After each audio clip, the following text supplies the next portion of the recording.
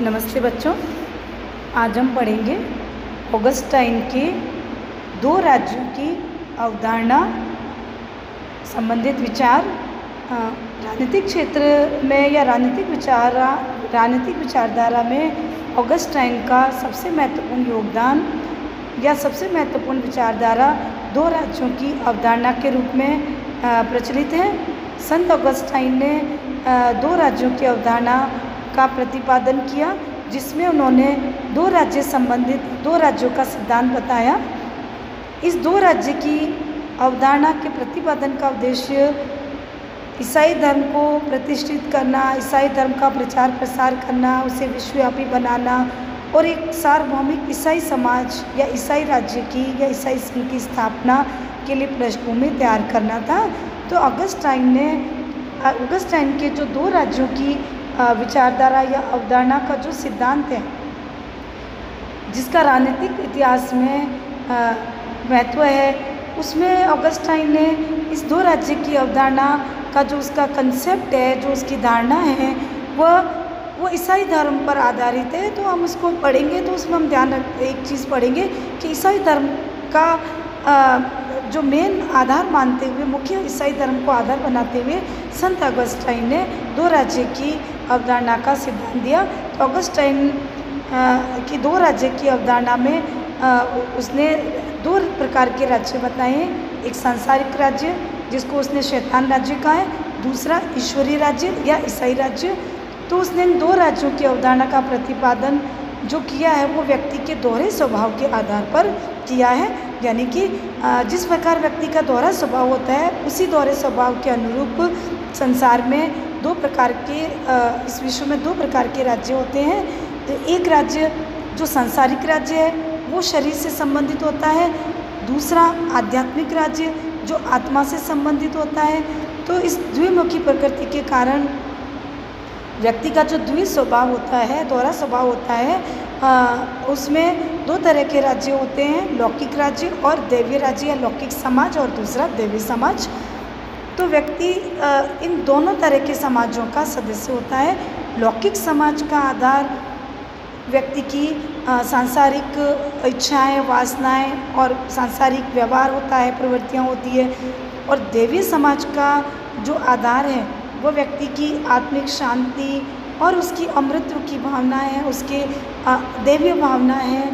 तो ऑगस्टाइन ने इन दोनों समाजों का उदाहरण देते हुए बताया है कि रोमन साम्राज्य जहाँ वो रहता था, रोमन साम्राज्य सांसारिक राज्य का एक रूप है, और चर्च जो है ईसाइयों का, ईसाई चर्च है जो वो एक ईश्वरीय राज्य का प्रतीक है।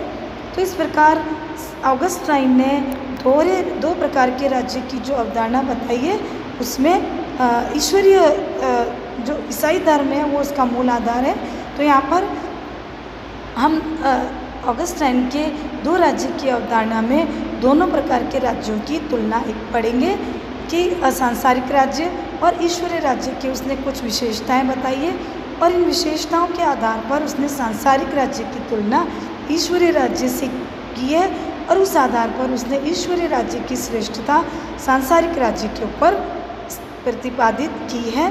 तो ये तुलना इस प्रकार है, हम पढ़ेंगे। लक्ष्य की दृष्टि से दोनों में अंतर है। लक्ष्य में हम देखें कि सांसारिक राज्य का उद्देश्य मात्र शक्ति प्राप्त करना है, अपनी इच्छाओं की पूर्ति करना है, जबकि ईश्वरीय राज्य का उद्देश्य न्याय को प्राप्त करना है, न्याय की स्थापना करना है, पुण्य को प्राप्त करना है। तो इस प्रकार ईश्वर को प्राप्त करना है, ईसाई धर्म का प्रचार प्रसार करना है।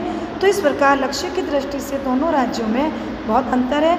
फिर आधार की दृष्टि से अंतर, आधार मतलब कि दोनों राज्यों का जो पृष्ठभूमि है, जो आधार है, किस आधार पर दोनों राज्य टिके हुए हैं। तो सांसारिक राज्य, जिसको वो शैतान राज्य कहता है, उस सांसारिक राज्य का आधार जो है वह एक प्रकार का सांसारिक प्रेम है, सांसारिक इच्छाएं हैं। जबकि ईश्वरीय राज्य जो ईसाई राज्य है, उसका आधार ईश्वरीय प्रेम है, ईश्वर के प्रति भक्ति है, ईश्वर के प्रति अपने कर्तव्यों का पालन है। तो इस प्रकार दोनों के आधार भूमि में भी बहुत अंतर बताया ऑगस्टाइन ने।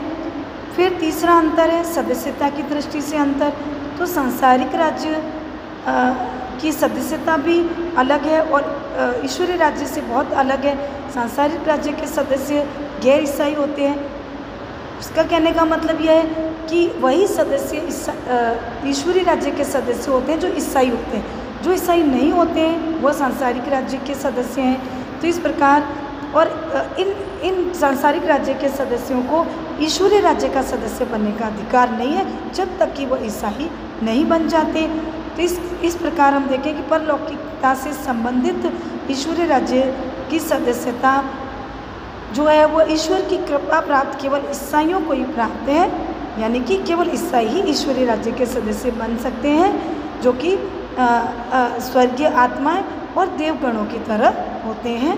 तो इस प्रकार चौथा अंतर है व्यवहार की दृष्टि से अंतर।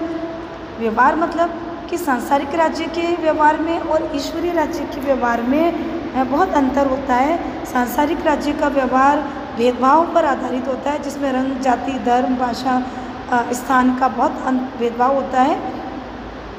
लेकिन ईश्वरीय राज्य का जो व्यवहार है वो भेदभाव पर आधारित नहीं होता है। वह सभी नागरिकों के प्रति सम्मान, प्रेम और एकत्व की भावना पर आधारित होता है। ईश्वरीय राज्य में ईश्वर में और एक दूसरे में सभी आनंद लेते हैं और एक दूसरे के साथ प्रेम से रहते हैं। पुण्य का व्यवहार जो है वो ईश्वरीय राज्य का महत्वपूर्ण आधार होता है। फिर कालावधि की दृष्टि से अंतर। कालावधि मतलब कालक्रम, कि किसका कितना टाइम पीरियड है, इसका भी अंतर बताया ऑगस्टाइन ने। तो उसके अनुसार सांसारिक राज्य का जो पतन है या जो कालक्रम है, कालावधि है, वो बहुत कम होती है, यानी कि उसके पतन का और उसके नष्ट होने की संभावना रहती है या उसका अंत होना निश्चित है। तो सांसारिक राज्य चूँकि ईश्वरीय नियमों का उल्लंघन करता है और अन्य राज्यों के अधिकारों को हरण करता है और अपने पापों के कारण वो शीघ्र ही उसका पतन हो जाता है या वो नष्ट हो जाता है। लेकिन ईश्वरीय राज्य चूँकि वो न्याय, शांति और एकता जैसे सद्गुणों पर आधारित होने के कारण वह स्थिर होता है, शाश्वत होता है, उसका पतन कभी नहीं हो सकता। तो इस प्रकार हम देखें कि सांसारिक राज्य एक न एक दिन नष्ट होना है, ऐसा ऑगस्टाइन का मानना है, क्योंकि सांसारिक शक्ति जो है वो स्वभाव से परिवर्तनशील और नाशवान होती है। इसका आधार मानव जीवन की प्रवृत्तियाँ और स्वभाव होता है, जो कि कभी न कभी युद्ध को जन्म देता है। लेकिन ईश्वरीय राज्य जो ईश्वर ने सबके लिए बनाया था, लेकिन कुछ व्यक्तियों ने अपने पाप और अपनी कुप्रवृत्तियों के कारण ईश्वरीय राज्य की सदस्यता को खो दिया और वो सांसारिक राज्य के मेंबर बन गए।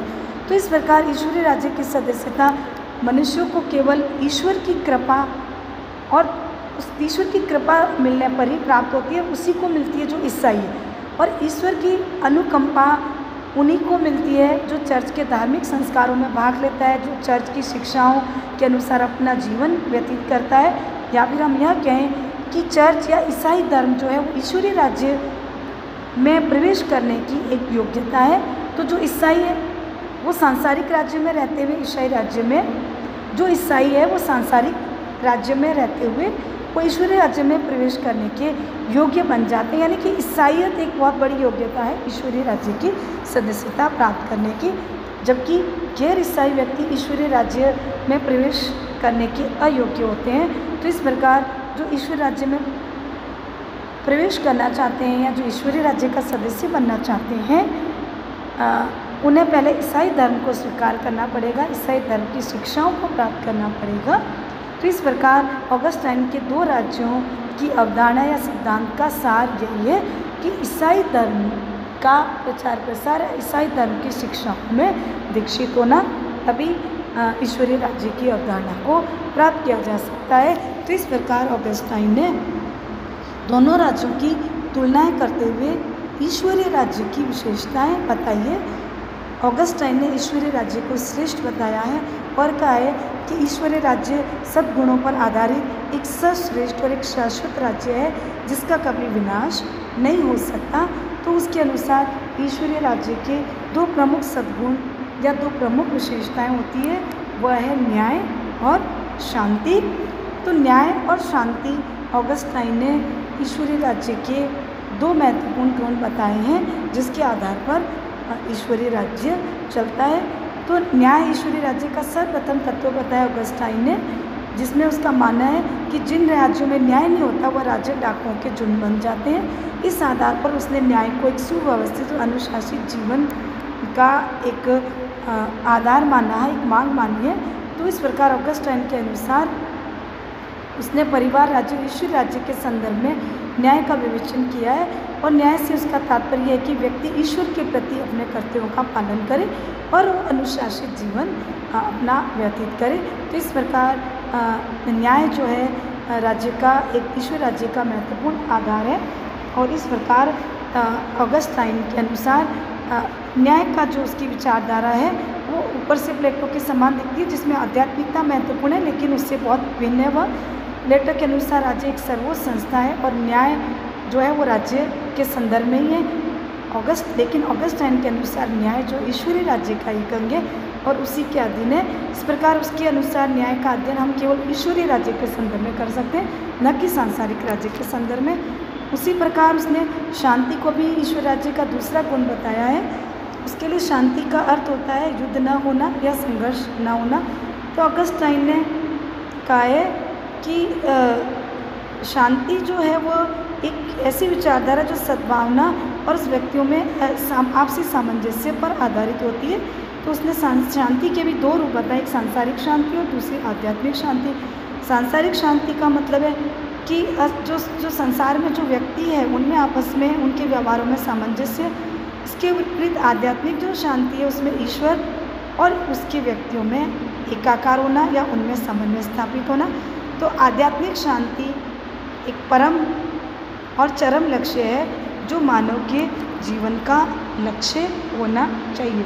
तो इस प्रकार ऑगस्टाइन ने कहा है कि व्यक्ति सच्ची शांति जो है वो एक ईसाई राज्य में ही प्राप्त कर सकता है। इसलिए ऑगस्टाइन के अनुसार ईसाई धर्म को अपनाने से ही सच्ची शांति प्राप्त हो सकती है। तो इस प्रकार हमने ऑगस्टाइन के ईश्वरीय राज्य की अवधारणा या दो राज्य की अवधारणा का सिद्धांत पढ़ा। धन्यवाद बच्चों।